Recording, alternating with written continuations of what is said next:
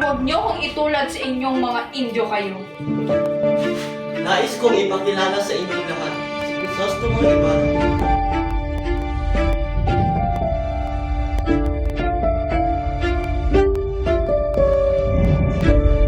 Bulag sa pangalpusta, abusado.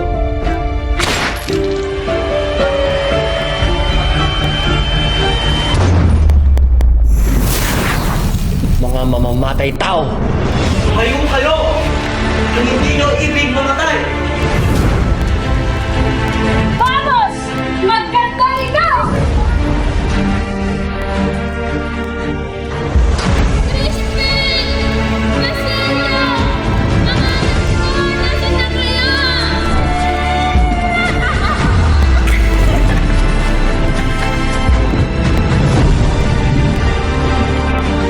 Ang enjoy dapat na mamatay.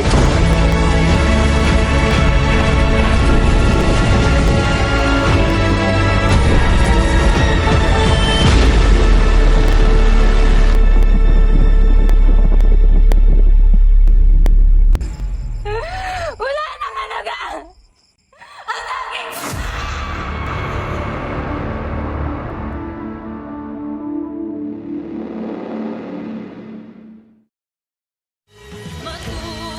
Matuto sa nakaraan. Bawat Para sa aking mga kalaban, Noli Tangere, ako Susi, at ito ang kwento ng aking bansang sinigang.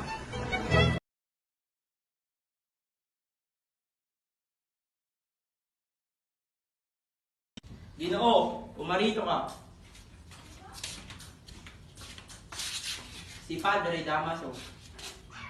Iba talaga ang mamahala sa Madrid at mamalagi sa Pilipinas. Pero, Gawin niyo na lang akong halimbawa para makarating dito sa Pilipinas. Ay hindi ako gaano marunong magtagalog, pero kinukumpisal ko ang mga babae, kaya napamahal na sa akin iyon. Naniniwala ka ba pabaya talaga ang mga Indyo? kayo'y tumahimik pagkat nasa tahanan kayo ng isang Indyo. Mabait si Santiago, kaya huwag kayong mabahala. Pag natikman niyo ang kanyang tinola, magbabago ang isip niyo. Padre Damaso, sa tagal niyo sa Santiago, hindi kayo nasayaan doon. Hindi, dahil walang kalayaan ang mga kora doon. Ano ang ibig niyong sabihin? Ang ibig kong sabihin, kapag pinahugay ng mga kora ang libingan ng mga erehe, at ibinatapon ito kung saan dapat walang makaalam, kahit pa ang hari. Tigil! Bawiin mo ang iyong sinasabi, kung hindi, aabot ito kay Kapitan General. Sulong! Wala akong pakialam! Uminahan kayo, huwag kayong magdadala sa init ng ulo. Alam ko ang nangyari, samantalang si Padre Damaso ay nasa Santiago. Pamanhin po, Tiniente.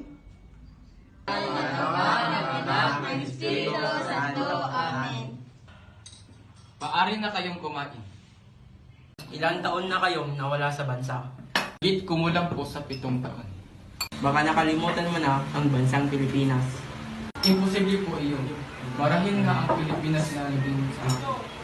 Sapagkat hindi ko man lang nalaman kung saan at paano namatay ang aking ama. Saan ba kayo nagpunta at hindi kayo nagpahatid kawal? Sa Litsi, magaling ba sila magkastila? Nakilala mo ba siya? Hindi ko na matandaan sapagkat nagtatagalog ako sa ibang bansa. Marunong ka ba mag-Ingles? Yes, naninirahan ako sa Inglaterra at yun ang wika kong ginagamit. Buti naman kung gano'n. Ang dami niyo palang lugar na pupuntahan.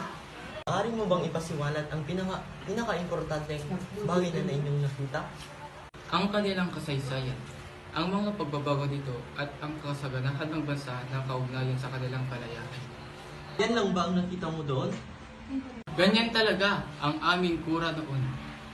Pinapasalamatan ko pa rin siya sapagkat sinasariwa niya ang mga panahon na madalas siyang dumalaw sa amin.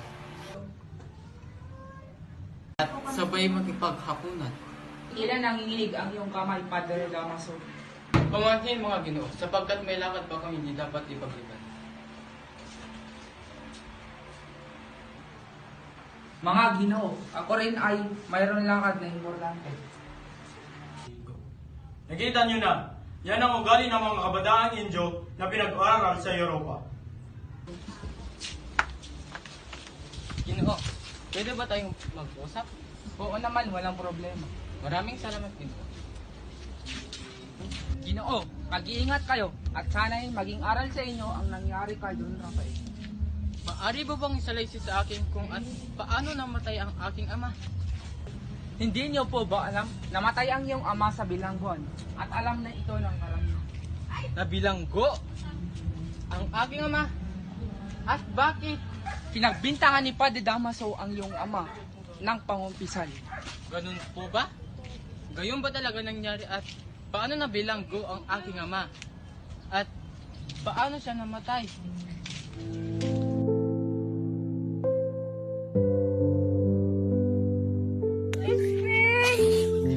Basilio! Mga anak ko!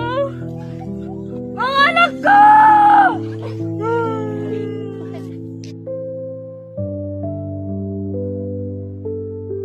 Lolo! Anak! Basilio!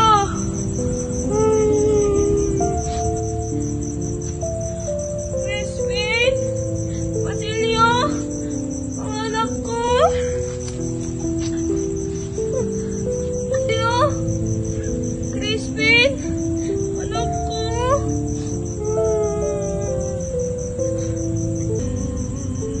Crispin!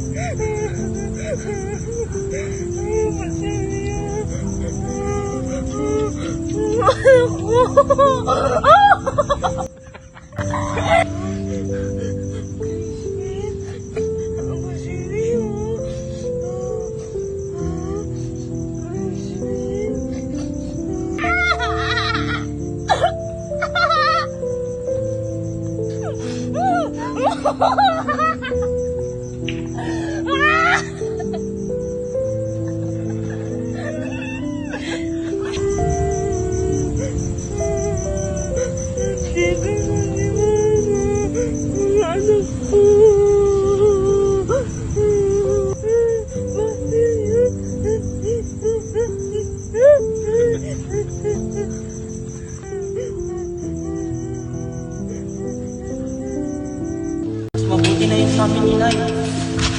Sabi ni Ate Fly, aralin daw kami ni Sinyong Ibarra. Pangarap mo po yun, Inay. Pangarap ko ang makapag-aral kami ni Kuya, Inay. Pwede ba yun, Inay? Papakausap ko muna kay God, Senyor, na pag-aralin kayo. Ay, salamat po, Panginoon.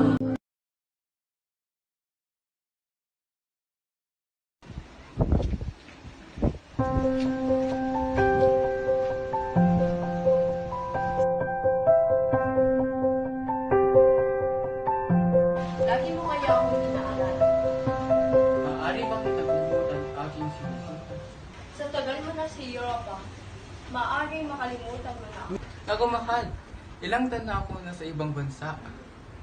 Bansa, di pa rin nagbabago ang iyong ganda. Sinungaling? Parang sinasabi mo lang yan at di mo talaga ako naalala sa Europa. Marahila ay hindi mo nalalaman sa aking paglalakbay sa Armenia.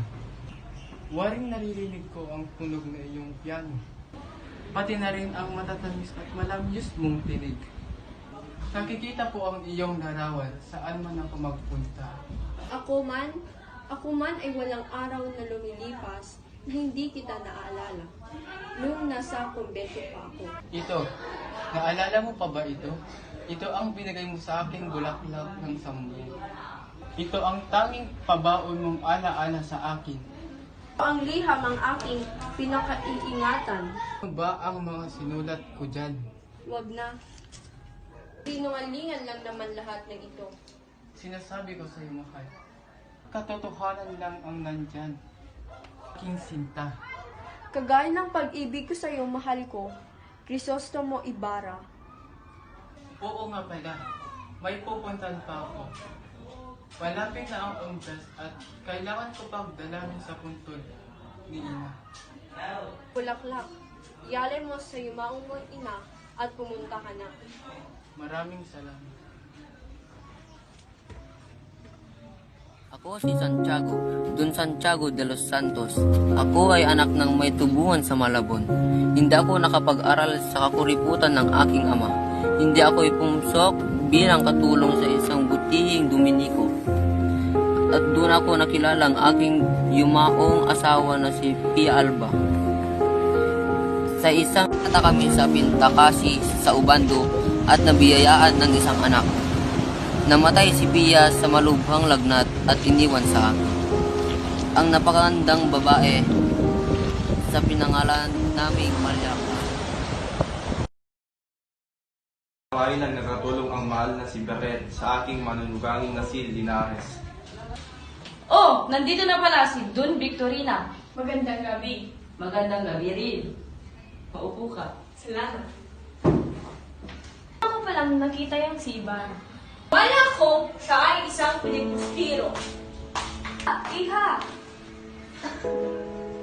Ang iyong ama at iyong pamilya ay niligtas ng iyong mga kakilala.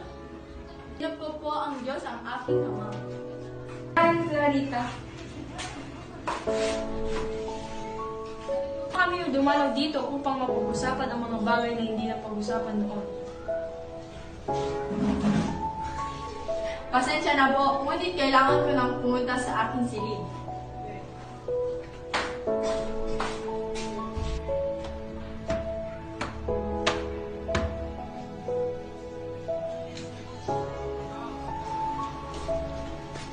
Crisostomo, Ako nga, ang isang taong tinuturing na kaawin ng mutan. Pumunta lamang ako rito upang tuparin ang aking mga pangako. Bagamat ikaw ang hindi tumupad sa ating sumpahan. Binabalay na kita, Maria. pinagalinlangan mo ang aking karapatan. Ngunit hindi kita masisisi. Alam ko na ang tunay kong pagkatao. Kilala kong ama ay hindi ako tunay na ama. Kailangan mo ng katibayan. May sulat na iniwan sa akin ang aking ina. Ibinigay sa akin ang ng taong may alam ng aking lihim kapalit ng iyong sulat. Kailangan kong magpakasal. Magagawa mo kaya akong balikan? Maria, isa kang anghel. Ikakasal ka na. Oo. Yun ang ibig mangyari ng aking itinuturing na ama. Hindi kita malilimutan. Madilim ang hinaharap at gusto kong malaman mo. Minsan lang ako umibig at hindi na ito maangkin kanino man. Ano ang mangyayari sa'yo? Tumakas lang ako, Maria. Hindi magtatagal ay nalaman din nila ito. Hindi ko na umalis, Maria. Paalam, Crisostomo.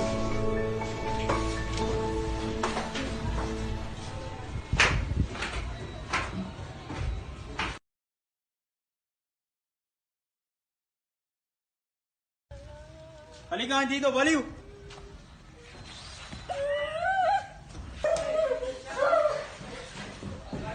Anong pangalan nitong bali na to?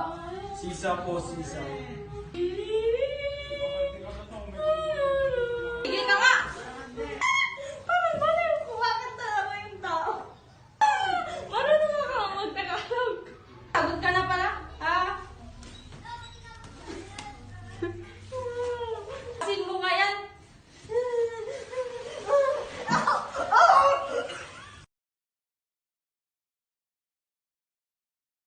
Tabang ka ng iyong mga bagahe. Ihahatid kita sa Mandaluyong at ipapadala natin ang inyong mga pera. Ang magagamit nyo pang ibang bansa. Marami ka nang naitulong. Sumama ka sa akin mga ibang bansa. Mong hindi ako maligaya sa ibang lupain. Bakit niyo ako pinaalis? Ibang bayan maaari kayong magtagumpay. Ipagpatuloy nyo doon ang inyong nais para sa inyong bayan at inyong sarili.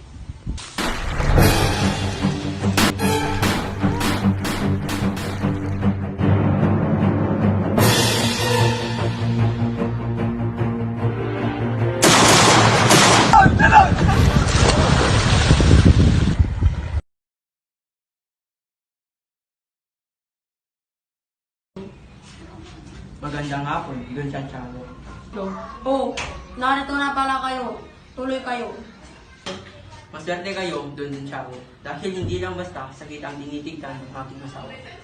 Sige, puntahan ko muna si Maria Clara at tingnan ko ang kanyang kalagayan. O sige.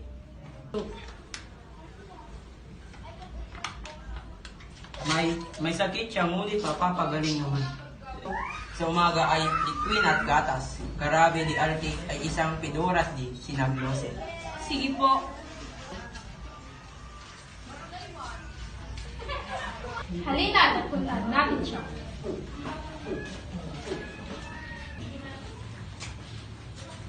Don Santiago, mauna na kami, paumanhin.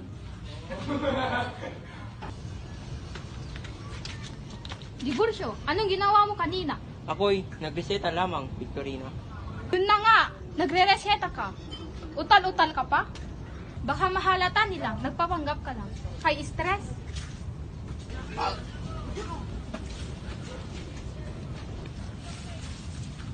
Bakit sila nakatira dito? Ang pangit-pangit na bahay na ito. Magandang umaga, Bini-Bini. Magandang araw din. Walang modo. Tiborsyo, dapat turuan sila ng opinyon, kagaya ng ginawa ng Kura at Guardia Civil. Pitin mo ang kamay mo at ang